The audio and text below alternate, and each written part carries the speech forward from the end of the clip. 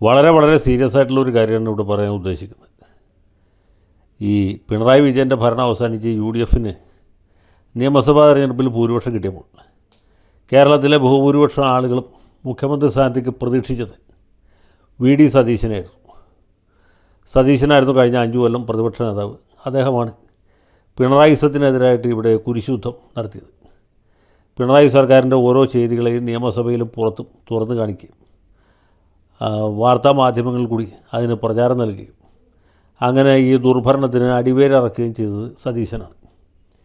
സതീശൻ മുഖ്യമന്ത്രിയാകണം എന്ന് ആഗ്രഹിച്ചവർ ഏതെങ്കിലും ഒരു പ്രത്യേക രാഷ്ട്രീയ പാർട്ടിയിൽപ്പെട്ടവരായിരുന്നില്ല, ഏതെങ്കിലും ഒരു പ്രത്യേക മത വിഭാഗത്തിലോ സമുദായത്തിലോ പെട്ടവരായിരുന്നില്ല.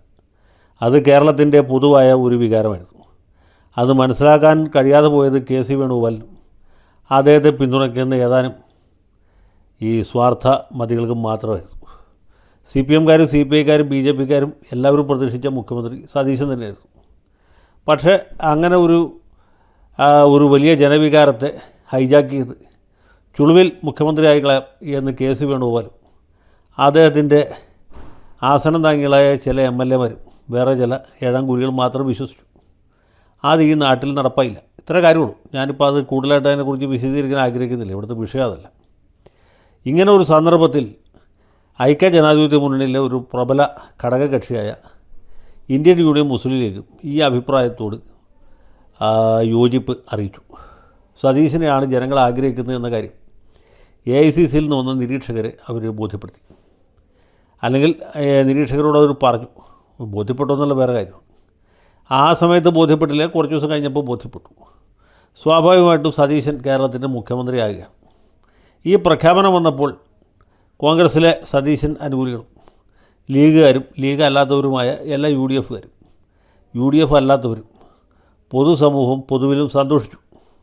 അതിൽ യാതൊരു സംശയമില്ല. ഞാൻ തന്നെയും അതിൽ സന്തോഷിച്ച ആളാണ്.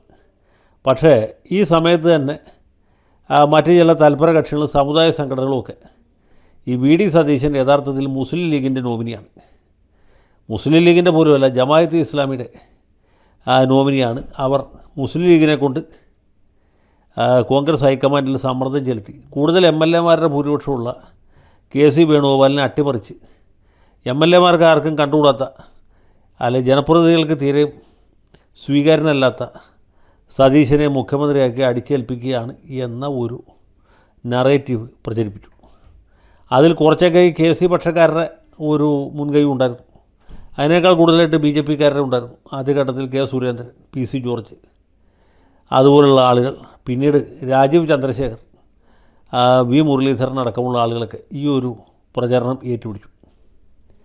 അത് ജനങ്ങൾ സംശയിക്കാൻ വേറെ കാര്യമുണ്ട്. കാരണം ഏതാണ്ട് ഇതേ അഭിപ്രായം തന്നെ വെള്ളാപ്പള്ളി നടേശനും G. സുകുമാരൻ നായരും പറഞ്ഞിരുന്നു.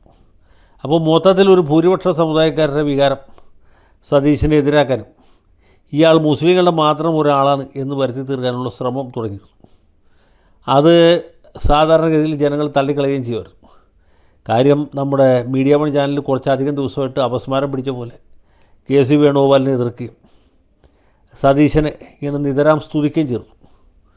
അത് വെറും അപസ്മാരമല്ല, അതിൻ്റെ പുറകിൽ മറ്റ് പല അജണ്ടകളുമുണ്ട് എന്നൊരു സംശയവും പൊതുവെ ഉണ്ടായിരുന്നു. അതൊക്കെ ആളുകൾ സഹിക്കുകയും ക്ഷമിക്കുകയും പൊറുക്കുകയൊക്കെ ചെയ്തത്.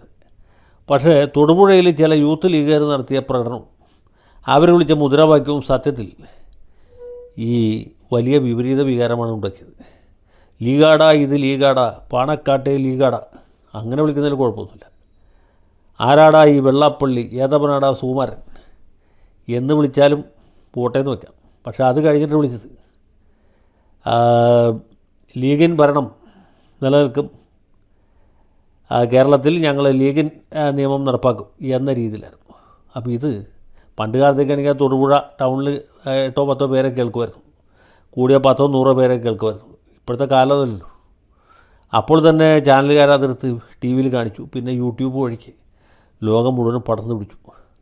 ഇപ്പോൾ ഇത് കാണുന്നത് കേരളത്തിലുള്ള മുസ്ലിങ്ങൾ മാത്രമല്ല, അഖിലേന്ത്യയിലും അഖില ലോകത്തുമുള്ള മലയാളികൾ മുഴുവനുമാണ്. അപ്പോൾ ഇത് കൊടുക്കുന്നൊരു സന്ദേശം എന്താണെന്ന് വെച്ചാൽ, നേരത്തെ സുകുമാരൻ നായരും വെള്ളാപ്പള്ളി നടേശനും ആരോപിച്ച BJP-ക്കാർ പ്രചരിപ്പിക്കാൻ മടിച്ചു നിൽക്കാത്ത, CPM-കാർ പ്രചരിപ്പിക്കാൻ ഉള്ളുകൊണ്ട് ആഗ്രഹിക്കുന്ന, ഇത് പ്രചരിച്ച് കാണണമേ എന്ന് താല്പര്യപ്പെടുന്ന ഒരു സന്ദേശമാണ്. കേരളത്തിൽ മുഖ്യമന്ത്രിയെ തീരുമാനിച്ച ഹൈക്കമാൻഡല്ല. ആ രീതിയിലുള്ള ട്രോളുകളൊക്കെ നേരത്തെ വന്നിരുന്നു. പാണക്കാട് സാദിഖ് അലി തങ്ങൾ ഹൈക്കമാൻഡായിട്ട് സിംഹാസനത്തിലിരിക്കുന്നു. കോൺഗ്രസ് നേതാക്കൾ അദ്ദേഹത്തിൻ്റെ കാൽക്കൽ സാഷ്ടാംഗം നമസ്കരിക്കുന്നു. ഈ രീതിയിലുള്ള സാധനങ്ങളൊക്കെ വന്നിരുന്നു. അതൊക്കെ ആളുകൾ തള്ളിക്കളഞ്ഞേനെ. പക്ഷേ ഈ തൊടുപുഴയിലുണ്ടായ സംഭവം തീർച്ചയായിട്ടും വളരെ സീരിയസ് ആണ്. മുസ്ലിം യൂത്ത് ലീഗുകാർക്ക് വിവേകമില്ല എന്ന് വെച്ചാൽ വലിയ കഷ്ടമാണ്. ഏതായാലും PK ഫിറോസ് അപ്പം തന്നെ ഇടുക്കി ജില്ലാ കമ്മിറ്റിയെ പിരിച്ചുവിട്ട് മാതൃക കാണിച്ചു എന്ന് പറഞ്ഞ് നാക്കെടുക്കുമ്പോഴത്തേക്കും എന്താ വരുന്നു വെള്ളമുണ്ടയിൽ. വയനാട്ടിലെ വെള്ളമുണ്ടയിൽ ഇതുപോലെ തന്നെയുള്ളൊരു പ്രകടനവും അതോടൊപ്പം വെള്ളാപ്പള്ളി നടേശൻ്റെ കോലം കത്തിക്കലും. ഈ വെള്ളാപ്പള്ളി നടേശൻ വെള്ളാപ്പള്ളി നടേശൻ എന്ന നിലയ്ക്കല്ല, അത് SNDP യോഗത്തിൻ്റെ ജനറൽ സെക്രട്ടറിയാണ്. ആ സ്ഥാനത്തിരിക്കുന്ന ഒരാളുടെ കോലം കത്തിക്കാന്ന് വെച്ചാൽ അത് ഇവർ ഉദ്ദേശിക്കുന്നതിനേക്കാൾ വലിയ പ്രകോപനം ഉണ്ടാക്കും, ഇതിനേക്കാൾ വലിയ പ്രതിഷേധം ഉണ്ടാക്കും. നാളെ പാണക്കാട് തങ്ങളുടെ കോലം ഉണ്ടാക്കി ചേർത്തലയിൽ കത്തിച്ചാൽ ചെയ്യും, കണിച്ചുകുളങ്ങരയിൽ കത്തിച്ചാൽ ചെയ്യും. ഈ നാട് കുട്ടിച്ചോറാക്കാൻ തീക്കൊള്ളി കൊണ്ട് തലചൊറിയുന്ന പരിപാടിയാണ് ഇവർ ചെയ്തുകൊണ്ടിരിക്കുന്നത്. ഇതിപ്പോൾ വെള്ളമുണ്ട സംഭവം TV ചാനലുകാരെ അറിഞ്ഞില്ല. പക്ഷേ ഈ കത്തിച്ചവർ തന്നെ അതെടുത്ത് സാമൂഹ്യ മാധ്യമത്തിൽ പ്രചരിപ്പിച്ചു. അപ്പോൾ എന്ത് പറ്റുമെന്ന് വെച്ചാൽ ലോകത്തുള്ള മുഴുവൻ ആൾക്കാർ പറഞ്ഞു. അപ്പോൾ ഇങ്ങനെ ഭരണം തുടങ്ങിയില്ല, അതിനു മുമ്പ് തന്നെ ഇതാണ് സ്ഥിതി എന്ന ഒരു ഇമ്പ്രഷൻ ഉണ്ടാക്കാൻ ഇതുകൊണ്ട് സാധിച്ചു. മുസ്ലിം ലീഗ് 4-ാം മന്ത്രിയല്ല 5-ാം മന്ത്രിയും ചോദിക്കും, വേണ്ടി വന്ന 6-ാം മന്ത്രിയും ചോദിക്കും എന്നൊക്കെ ചില ഈ വക്താക്കൾ ടെലിവിഷൻ ചാനലിലിരുന്ന് ചോദിക്കുന്നതും കേട്ടു. ഇനി മലപ്പുറം ജില്ല ഉടനെ വിഭജിക്കും, ഇങ്ങനെയൊക്കെയുള്ള വായ്ത്താരികൾ മുഴക്കുന്നുണ്ട്. പ്രത്യേകിച്ച് ദോഷമൊന്നുമില്ല. മലപ്പുറം ജില്ല വിഭജിക്കാതിരിക്കേണ്ട വേറെ കാര്യം. പക്ഷേ അതൊക്കെ ഈ സമയത്ത് പ്രത്യേകിച്ച് ഈ മുഖ്യമന്ത്രിയെ ഇത്രയും പണിപ്പെട്ട് കയ്യും കാലിട്ട് അടിച്ച് 62 MLA-മാർ കിണഞ്ഞ് പരിശ്രമിച്ചിട്ടും കണ്ടുപിടിക്കാൻ പറ്റാത്ത മുഖ്യമന്ത്രി പിന്നെ ഹൈക്കമാൻഡ് പ്രത്യേക താല്പര്യം കൊടുത്ത് രംഗത്തിറക്കുന്ന സാഹചര്യത്തിൽ ഇങ്ങനെയൊക്കെയുള്ള പ്രചരണം നടത്തി കഴിഞ്ഞാൽ, ഇങ്ങനെയൊക്കെയുള്ള ആത്മവിശ്വാസ പ്രകടനം നടത്തി കഴിഞ്ഞാൽ, ഇങ്ങനെയുള്ള മുദ്രാവാക്യങ്ങൾ വിളിച്ചാൽ കേരളത്തിൽ എന്ത് സംഭവിക്കും എന്ന് ഞാൻ പ്രത്യേകം പറയേണ്ടതില്ല. 5-ാം മന്ത്രി കാലത്തും ഇതുപോലുള്ള സംഭവങ്ങളൊക്കെ ഉണ്ടായി. 5-ാം മന്ത്രി അനുവദിച്ചു എന്ന് കേട്ട ഉടനെ തന്നെ ചങ്ങനാശ്ശേരിയിലെ ചില ഉത്സാഹികളായിട്ടുള്ള ചെറുപ്പക്കാർ, യൂത്ത് ലീഗുകാർ തന്നെയാണ്, അവർ NSS ഹെഡ്ക്വാർട്ടേഴ്സിൻ്റെ നേരെ പ്രകടനം നടത്തുകയും കവാടത്തിലിട്ട് പടക്കം പൊട്ടിച്ചു. അതിൻ്റെയൊക്കെ പരിണത ഫലമാണ് പിന്നീട് 10 കൊല്ലം പ്രതിപക്ഷത്തിരിക്കാനുള്ള ഭാഗ്യമുണ്ടായത്. അന്നാണ് ശരിക്കും ഈ നാട്ടിൽ സാമുദായ ധ്രുവീകരണം ഉണ്ടായത്. അതിൻ്റെ പൂർണ്ണമായ ഉത്തരവാദിത്വം SNDPക്കോ NSSനോ മാത്രമല്ല.